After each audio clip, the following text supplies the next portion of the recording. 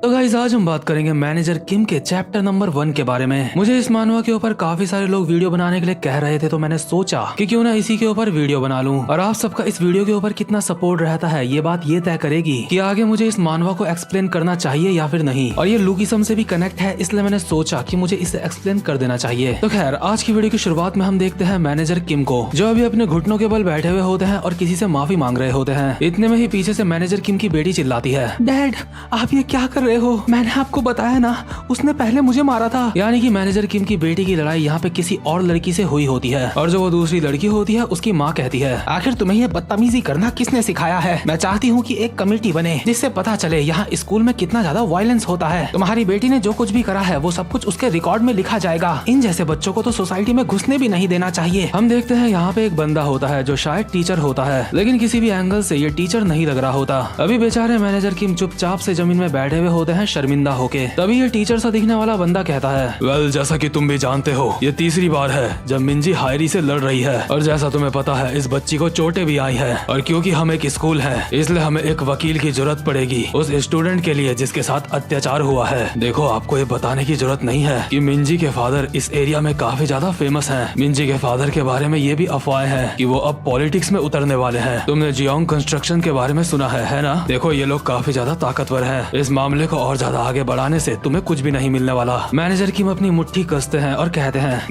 मैं माफी चाहता हूँ, मैं अकेला ही हूँ जो अपनी बेटी की देखभाल करता हूँ, इसलिए ऐसी काफी सारी चीजें हैं जो मैं उसको सिखा नहीं पाया। मैनेजर किम की बेटी चिल्ला के कहती है, डैड आप माफी क्यों मांग रहे हो? लेकिन मैनेजर किम दूसरी लड़की के पेरेंट्स के सामने घुटने टेक के बोल रहे होते हैं, एक लड़की का बाप दूसरे लड़की के बाप से माफी मांगना चाहता है, प्लीज मुझे माफ कर दो। और माफी मांगने के बाद मैनेजर किम अपनी बेटी के साथ यहाँ से निकल लेते हैं। मैनेजर किम की बेटी आगे आगे चल रही होती है और मैनेजर किम पीछे। मैनेजर किम पीछे से कहते हैं, क्या तुम कुछ खाना चाहोगी? मैनेजर किम की बेटी कहती है, नहीं मुझे कुछ नहीं खाना, मैं ना खाना खाना चाहती हूँ और ना ही मैं स्कूल जाना चाहती हूँ, और ना ही मुझे मेरे इतने डरपोक डैड चाहिए। डैड आखिर आपकी दिक्कत क्या है? आपको क्या प्रॉब्लम है? मेरे स्कूल में हर किसी के डैड या फिर पॉलिटिक्स में है या फिर वो किसी बहुत बड़ी कंपनी के चेयरमैन हैं। सारे स्टूडेंट्स के डैड्स के पास काफी ज्यादा पावर है, और वहीं आप डैड सिर्फ एक कंपनी के मैनेजर हो। आखिर क्यों डैड? मैं ऐसे पैदा क्यों हुई? आखिर क्यों मेरे पास बाकियों की तरह कुछ भी नहीं है? और आखिर हम इतनी सारी जगहों को छोड़ के साउथ कोरिया में क्यों रहते हैं? मुझे सच में अपनी हालत देख के दया आ रही है खुद पे। आखिर आपने मुझे पैदा ही क्यों करा? अगर आपकी जिंदगी ऐसी होनी थी, जो इंसान एक बच्चे को ठीक से पाल नहीं सकता, उसको बच्चा रखने का कोई भी हक नहीं है। मैनेजर किम की बेटी अभी काफी ज्यादा रो रही होती है, वो बहुत ज्यादा दुखी होती है। मैनेजर किम को ये सब कुछ देख के खुद काफी ज्यादा दुख हो रहा होता है, लेकिन वो कुछ भी नहीं कर सकते। इतने में ही मैनेजर किम की बेटी यहाँ से जाने लगती है और मैनेजर किम पीछे से कहते हैं, मिंजी रुक जाओ। और यार यहाँ पे नामों में कंफ्यूज मत होना, यहाँ पे अभी अभी मुझे भी क्लियर हुआ है कि मैनेजर किम की बेटी का नाम है मिंजी, और जिसके साथ मिंजी ने फाइट करी उसका नाम होता है हैरी। बट पहले मैंने उन दोनों के नाम उल्टे समझ लिए थे। तो खैर अभी मिंजी यहाँ से जाने लगती है और अपने डैड को कहती है, मुझे अकेला छोड़ दो, आपको कहने के लिए मेरे पास कुछ भी नहीं है, और मेरे पीछे पीछे मुझे ढूंढने के लिए मत आना। मैं आज हैरियोंग के घर में रुकने वाली हूँ, मैं सच बता रही हूँ। अगर आप मुझे ढूंढते हुए मेरे पीछे आए, सच में मुझे बहुत ज्यादा गुस्सा आएगा आपके ऊपर। और मैनेजर किम बस खड़े खड़े देखते रह जाते हैं और उनकी बेटी यहाँ से चले जाती है। और भाई लोग आपको कहना चाहता हूँ कि जिस तरह से मिंजी ने अपने फादर को सुनाया है ना, इस तरह से कभी भी अपने पेरेंट्स को किसी को भी नहीं सुनाना चाहिए। यहाँ तक कि हमारा लुकिसम वाला डैनियल भी पहले अपनी मदर को ऐसे ही सुनाया करता था, बट बाद में डैनियल काफी ज्यादा मैच्योर हो जाता है और उसे समझ आता है कि उसे ऐसा नहीं करना चाहिए था, और रियल वर्ल्ड में ये बात बिल्कुल बहुत ज्यादा अप्लाई होती है। इसके बाद सीन शिफ्ट होता है और हम देखते हैं मिंजी को, जिसके अगल बगल काफी सारे स्टूडेंट्स होते हैं, हालांकि उन्होंने स्टूडेंट्स की ड्रेस नहीं पहनी होती। और यहाँ पे हम देखते हैं हैरी को, जो मिंजी के एक रैपट मारती है और कहती है, तू छोटी कुतिया, आखिर तू मुझे ऐसे क्या देख रही है? क्या तू मुझे दोबारा से मारना चाहती है? और हायरी मिंजी के रैपट ही रैपट बजा देती है। इतने में ही मिंजी भी हायरी के बाल पकड़ के उसको मारने की कोशिश कर रही होती है, और ये दोनों लड़कियां बिल्लियों की तरह आपस में लड़ने लगती हैं। और अगल बगल के लौंडे इन दोनों की फाइट का मजा दे रहे होते हैं और कहते हैं, वो ये तो एक कैट फाइट है, इसके पंजे तो काफी ज्यादा चलते हैं। इतने में ही यहाँ पे एक मोटा सा लौंडा आके मिंजी के लात मार देता है और कहता है,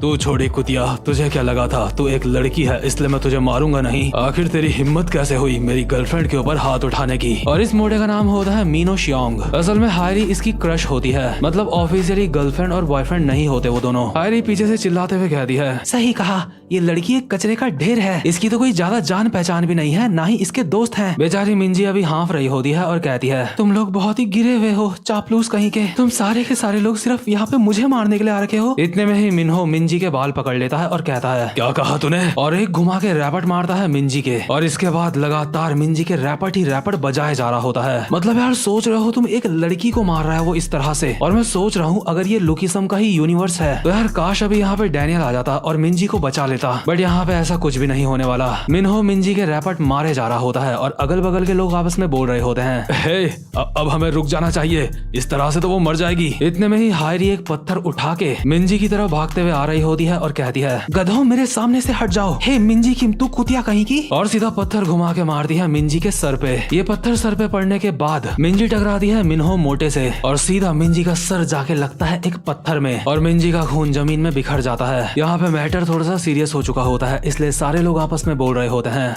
ओ शिट, आखिर हमने ये क्या करा, क्या ये मर चुकी है, कोई 911 को कॉल करो। मिन्हो मोटा अपने मन में कहता है शिट मेरी तो वाट लगने वाली है। इतने में ही एक लड़की कहती है मैं पुलिस को कॉल करती हूँ। इतने में ही मिन्हो मोटा इस लड़की के मुंह पे हाथ लगा देता है और कहता है सब के सब तुम जो कुछ भी कर रहे हो रुक जाओ, तुम सब ने इस चीज में मेरा साथ दिया है, अगर मैं पकड़ा जाता हूँ तो मैं तुम सबका नाम बता दूंगा, तुम लोग ये अच्छी तरह से जानते हो मेरा जब दिमाग खराब होता है तो मैं कैसा होता हूँ, इसलिए समझदारी दिखाओ, तुम जिस किसी को भी कॉल कर रहे हो कॉल करना बंद करो। मैं एक गैंग के हेड को जानता हूँ, मैं उसको कॉल मिलाने की कोशिश करता हूँ, मुझे नहीं पता कि वो मेरी मदद करेगा या फिर नहीं क्योंकि मैं यहाँ पे नया हूँ। अभी हम देखते हैं मिंजी जमीन में अनकॉन्शियस पड़ी हुई होती है और मिन्हो एक बंदे को कॉल लगाता है और कहता है ओ हेलो सर, मैं मिन्हो शियोंग बोल रहा हूँ। हाँ मुझे आपकी एक मदद चाहिए।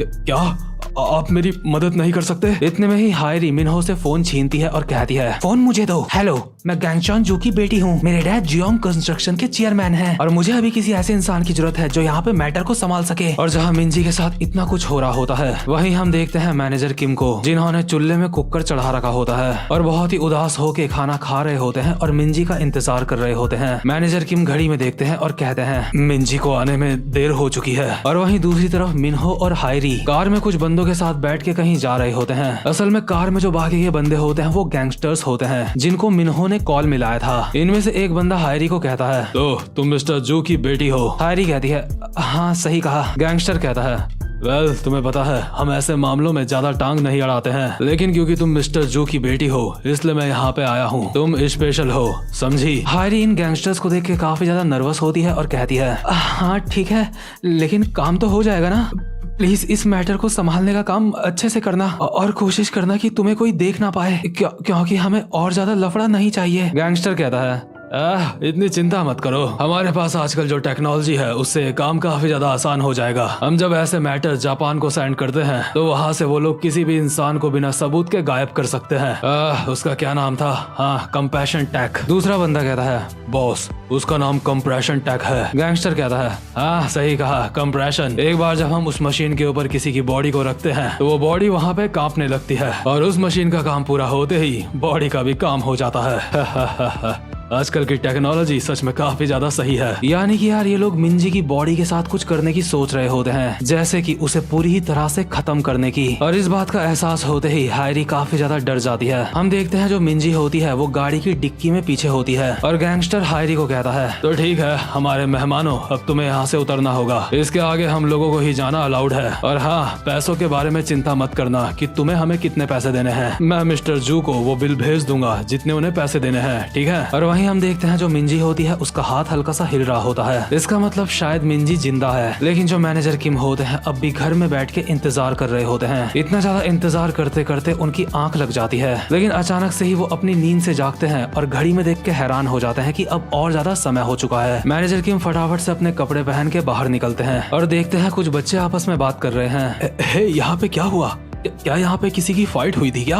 ये सच में काफी अजीब है, ये तो इंसान का खून है ना? क्या हमें पुलिस को बुलाना चाहिए? अरे रहने दो, मुझे लगता है पहले ही किसी ने पुलिस को बुला लिया होगा, चलो हम यहाँ से चलते हैं। मैनेजर किम देखते हैं यहाँ पे खून के निशान है जमीन में। तभी उन्हें जमीन में एक हेयर बैंड पड़ा हुआ दिखता है और उन्हें याद आ जाता है कि ये हेयर बैंड उसी लड़की का है जिसकी मिंजी के साथ पहले फाइट हुई थी। मैनेजर किम मिंजी की दोस्त को कॉल करके कहते हैं हेलो क्या हेयर योंग बात कर रही है? हाय मैं मिंजी का डैड बोल रहा हूँ, क्या पिछली रात मेरी बेटी तुम्हारे साथ थी? अच्छा ठीक है। मैनेजर किम को अंदाजा हो जाता है कि उनकी बेटी किसी खतरे में है और मैनेजर किम अभी अपने बीस्ट मोड में लग रहे होते हैं। इसके बाद सीन शिफ्ट होता है और हम देखते हैं हायरी और मिन्हो को जो सड़क में पैदल जा रहे होते हैं और हायरी कहती है, हे हमें कुछ नहीं होगा है ना। मिन्हो मोटा कहता है, अरे तुम चिंता मत करो, तुमने बताया था ना उसके डैड भी एक नंबर के ढक्कन है, चिंता मत करो, वो लोग उसे कभी भी ढूंढ नहीं पाएंगे, हमें बस अपना मुंह बंद रखना है, मैं तुम्हें घर तक छोड़ देता हूँ, तुम चिंता मत करो ठीक है। इतने में ही इन दोनों के पीछे से मैनेजर किम आ जाते हैं और कहते हैं, एक्सक्यूज मी,